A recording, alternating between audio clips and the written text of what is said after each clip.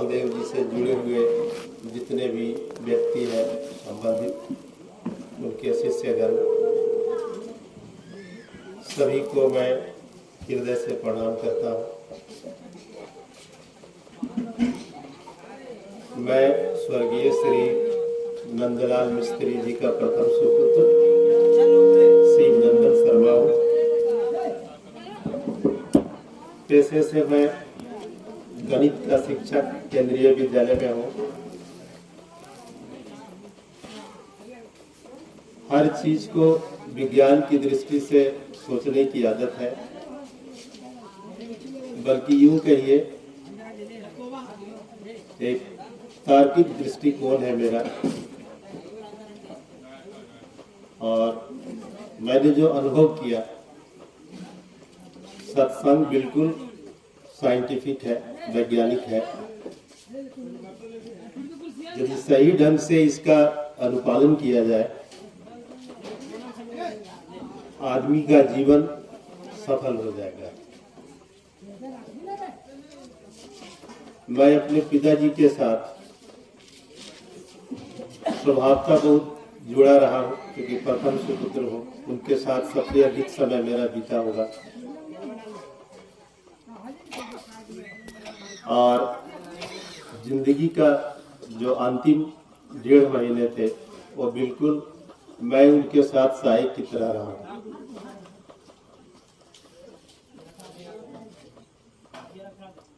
भावुकता बस अभी शब्द नहीं है मेरे पास बोलने के लिए, लेकिन उनके बारे में कितना भी बोला जाए बहुत कम है। आज के युग में जैसा समाज में देखा जाता है, बहुत सारे लोग शराब से दूर रहते हैं, मांस मछली खाते। और हमारे पिताजी जन्म से ही सात्विक विचार के थे, सात्विक आहार था, बाई बर्थ वेजिटेरियन थे। ये बहुत बड़ी बात है। और शायद सब विचार होने के लिए आदमी का आहार व्यवहार सभी कुछ सादा होना चाहिए। मन क्रम वचन सबसे आदमी सादा रहेगा, सिंपल रहेगा, सदाचारी रहेगा, तभी उसका जीवन सफल होगा।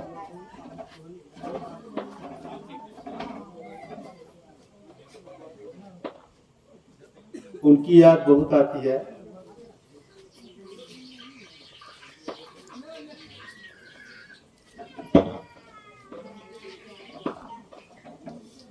और वो मरे नहीं है।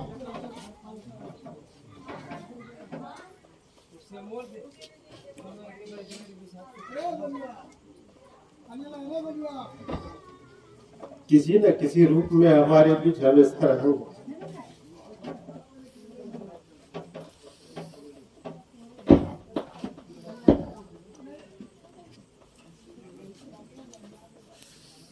मैं उनकी संस्था से कभी जुड़ा नहीं, लेकिन मेरा विचार उनसे कभी भिन्न नहीं रहा।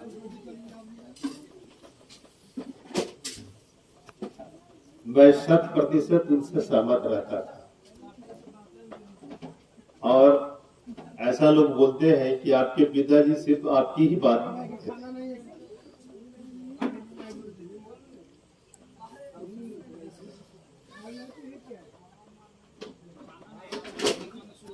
जितना हो सका अंत समय में मैं उनका साथ दिया,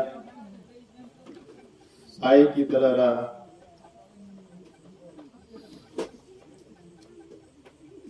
अभी भी जब मैं सोता हूँ, वो हमारे साथ रहते हैं।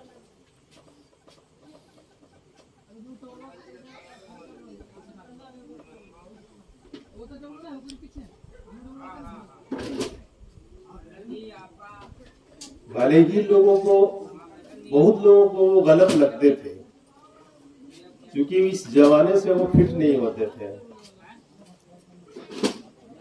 आज के युग के वो नहीं थे। आज के युग से वो बहुत अलग थे, बहुत भिन्न थे, इसलिए लोगों से उनका मतभेद रहता था। बहुत लोगों से उनका झगड़ा झंझट भी होते रहता था। लेकिन मेरा व्यक्तिगत मानना है कि वो 100% सही रहते थे। हम लोग व्यावहारिकता के हिसाब से सोचते हैं, इसलिए वो गलत लगते थे बहुत लोगों को। किसी को समझने के लिए उसके पास जाना होता है। बाहरी आडंबर से हम किसी को नहीं समझ सकते। जब तक उनके विचार से आपका विचार नहीं मिलेगा, भीतर तक आप नहीं उतरेंगे, तब तक आपके समझ में कुछ नहीं आएगा।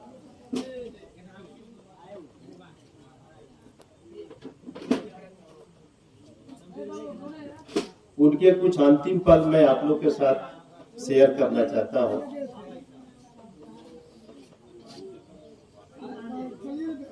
लास्ट का अंत का लगभग 6 दिन, 1 सप्ताह सिर्फ दूध पानी पर रहे हो, सिर्फ दूध पानी पीते थे और कलकत्ता में नारियल पानी, दूध, बस यही पीते थे। जब मुझे लगा कि अब अंत समय आ गया है, तो मैंने सोचा कि जहां उनकी जन्मभूमि है वहीं पर उनका अंतिम दर्शन हो तो अच्छा। इसीलिए मैं उनको गांव ले आया। इसके पहले भी मैंने कई बार कोशिश किया था कि चलिए आप हमारे पास चलिए, यहाँ पे न रहने लायक आपका सामर्थ्य है, न यहाँ परिस्थिति है, न परिवेश है, चलिए आप जैसे बोलिएगा हम आपको रखेंगे। सदाफल देव जी का वहाँ स्थापना कर देंगे, आप पूजा कीजिएगा, रहिएगा, लेकिन यहाँ पे परिवेश नहीं है रहने का। लेकिन वो हमेशा एक ही बात बोलते थे कि ये गांव मेरा जन्मभूमि है, हम इसको छोड़ के नहीं जाएंगे। और यही कारण था कि अंत समय में मैंने उनको यहाँ लाया, ताकि उनकी जो हार्दिक इच्छा थी वो पूरी हो।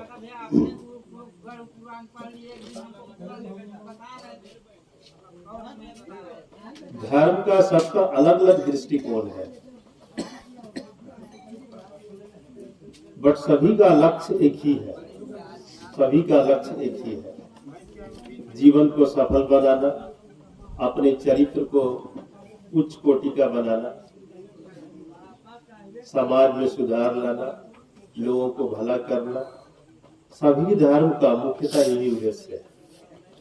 आपके मानने के ऊपर है। आपको ये गलत लगता है किसी को, आप जो कर रहे हैं वो गलत लगता है, बट सभी का मूलतः आधार एक ही है।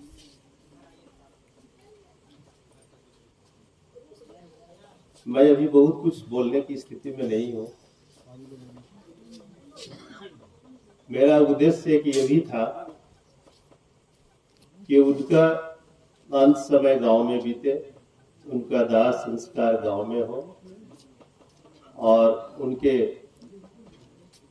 काम में वो सारे लोग आए जो उनसे जुड़े हुए थे। जहां तक हो सका मैंने कोशिश किया कि आप सभी को एक जगह जमा करें, आप सभी को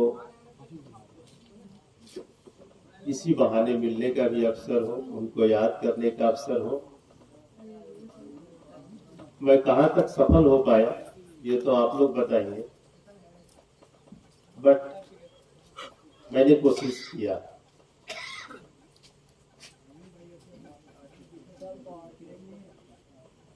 अभी रात्रि का समय, हमारी आवाज तो पूरे गांव में जा रही होगी। मैं उन सभी लोगों को धन्यवाद देना चाहता हूं जो आशीष भोज में शामिल हुए, हमारे घर का अन्न जल ग्रहण किए। साथ में सदाफल देव जी से जुड़े हुए जितने भी व्यक्ति हैं अभी यहाँ उपस्थित, सिर्फ उनका नाम सुनकर आ गए, हमारे आमंत्रण से आ गए, उन सभी महानुभावों को मैं धन्यवाद देता हूँ अपने दिल से। बहुत अच्छा लगा आप लोग सब आए, एक कार्यक्रम किए।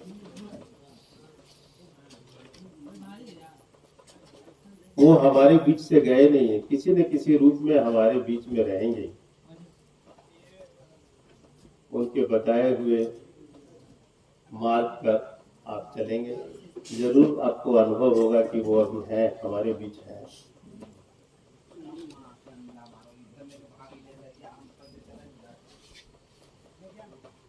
एक बात बोलते थे अपने गुरु के बारे में, सदा फल, मतलब सदा फल देने वाले। आज का मैं एक अनुभव बताता हूँ, आपसे शेयर करना चाहता हूँ। आज मैं जब अपने प्रांगण में वो आज का जो क्रियाक्रम होता है वो जब मैं कर रहा था, तो शाम में बहुत जोर से वर्षा तूफान आने लगा। तो मैं सीधा आसन में बैठ करके और याद किया, ये तो सही नहीं है, आज का जो जग है मेरा खराब हो जाएगा। आपके इतने बड़े शिष्य रहे हमारे पिताजी, इनको मैं आराधना किया और देखिए उसका फल भी मिला। थोड़ी देर में ही वर्षा छूट गई, धूप उग गया, सब कुछ अच्छे से हो गया। ये मैं अंदर की बात बता रहा हूँ। मैंने उनका आह्वान किया था एक तरह से, या बोलिए उनको मैंने चैलेंज किया था कि आपके इतने बड़े शिष्य थे और उन्हीं का भोज कार्यक्रम है आज आपका साथ होना बहुत जरूरी है। और सही में साथ मिला भी, न एक सेकंड के लिए बिजली गई, न वर्षा हुई, सब कुछ अपने आप सब कुछ ठीक ठाक हो गया। और देखिए लगभग 10:30-11 बजे सभी लोग खाना भी खा लिए। ये भी एक अच्छी बात है कि समय पर सब कुछ संपन्न हो गया। एक बार मैं पुनः आप सभी लोगों को धन्यवाद देता हूँ।